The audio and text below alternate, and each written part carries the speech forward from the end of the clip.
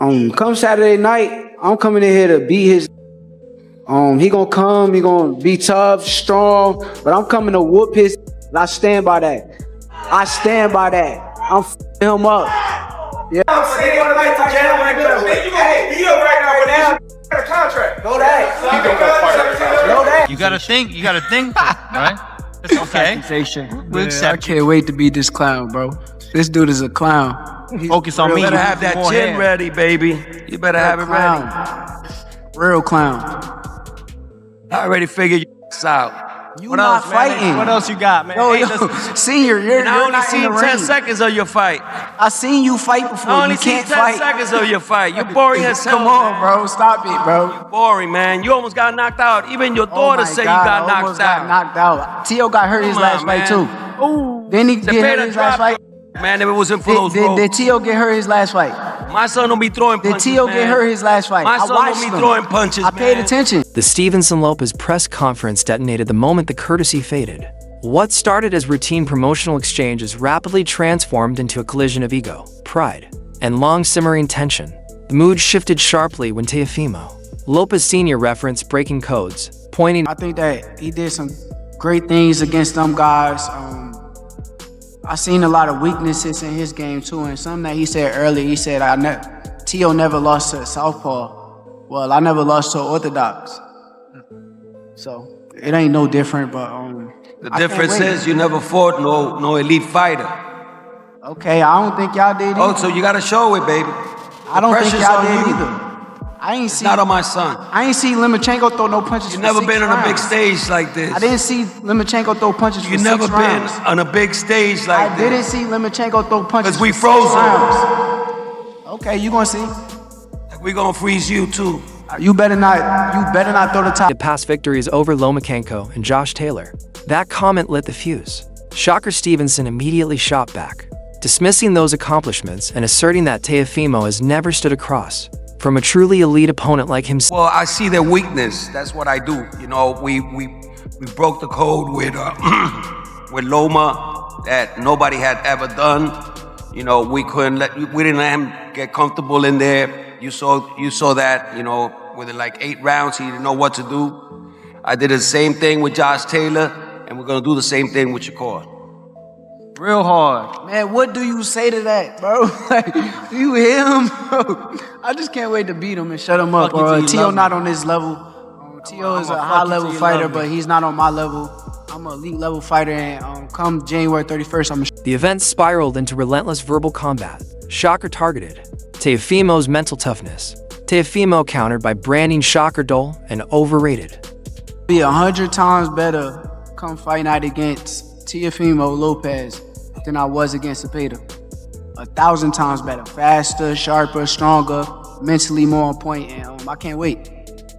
You said a couple of times now you see some holes in Teofimo's game. I know you don't want to give away your game plan at the kickoff press conference, but where are the weaknesses? Where are some of the weaknesses in his game? A lot of the weaknesses is in his mental. I think it's more mental than anything again. I'm going to expose it. They talked over each other nonstop, voices clashing, emotions boiling, turning the press conference into something that felt closer to an extra round. Then a media appearance, the insults grew sharper, the room got louder, security stayed on edge. Every exchange felt one step away from turning physical. Promoters, including Eddie Hearn, attempted to redirect the moment toward themes of legacy and greatness, but the fighters had already taken over. Thanks for the reminder, Chris. This place is special. I think when this fight was talked about, I think both Shakur and Teofimo Lopez need a huge amount of credit for making this fight. Both of the guys are the respective kings of their division. Teofimo Lopez, the #1 guy at 140, Shakur, the #1 guy at 135.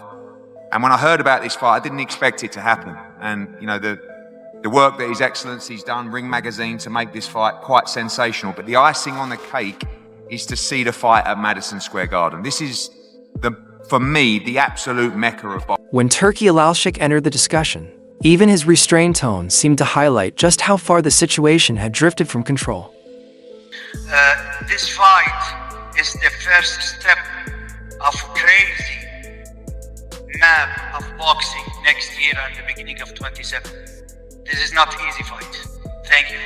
By the end, Both fighters were openly talking about dominance, embarrassment, and shutting the other up. What was meant to sell a fight instead exposed just how personal this matchup has become. January 31st suddenly felt unavoidable. Then the tone shifted again. When Teofimo Lopez... I don't know. I don't think he can get it done against Shakur when it comes to like because it's going to be just a skill match. I don't think he's going to try to rough Shakur up, and it's probably not. Returned to the microphone, the atmosphere changed, not louder, but more deliberate. The chaos gave way to quiet confidence. This wasn't empty bravado. It was a father outlining a belief system. He made it clear that Team Lopez isn't worried about copying styles or surface-level tricks. They're not improvising blindly. They're preparing with intention. What stood out most was his focus on evolution and mindset. Lopez Sr. portrayed Crawford in the past, and you know, Crawford stated, "Oh, you only got to me." Yeah, but he fight really Shakur wanted to first. fight Crawford, and we're gonna call him out after we beat up his boy. You know, That's the game plan. That's Even the though game you guys plan. have, even if he requires you, well, he guys ain't go gonna up. fight us, man. He ain't gonna fight us, man. We've been chasing this guy for the longest. My son is even willing to go up to 160 to fight him. You know, listen, speed kills. You know what I'm saying? Speed kills, and that's why we're gonna beat Shakur. He ain't faster than us, and we're gonna catch him. We're gonna catch Teofimo as a fighter who keeps growing because he repeatedly chooses risk over comfort. That idea, whether embraced or challenged, carries weight. He spoke about prioritizing legacy over money, recalling underdog wins against top-level opponents, and adjusting styles from fight to fight. It was bold, dramatic, and unapologetically confident, yet consistent with the unpredictable trajectory of Teofimo's career. He dismissed concerns about ring size, gimmicks, or chasing knockouts, emphasizing that intelligence matters more than brute force. Some of the comparisons to Crawford and Canelo... we do this for the legacy. So I tell my son, that when I told him, you know, let's go after Colmig, let's go after Lomachenko, let's go after Josh Taylor. And all of those three fights, he was the underdog. You know what I'm saying? And big time. I mean, with Josh Taylor, he was like 23 experts said that he was going to lose. So, you know, and he gave us an amazing performance, you know. And it wasn't the same as the performance he gave with Barbosa's, you know, like his styles have changed all the time, and that's the scariest part about him, you know. And he comes to entertain. Felt ambitious, perhaps even exaggerated, but they reinforced the core belief: Team Lopez truly thinks speed, adaptability, and pressure can disrupt Shakur's composure. Whether that belief holds up over 12 rounds remains to be seen, but mentally, this wasn't noise; it was conviction. And when both fighters are convinced they're faster, smarter, and more prepared than the other, that's when fights become dangerous and fascinating.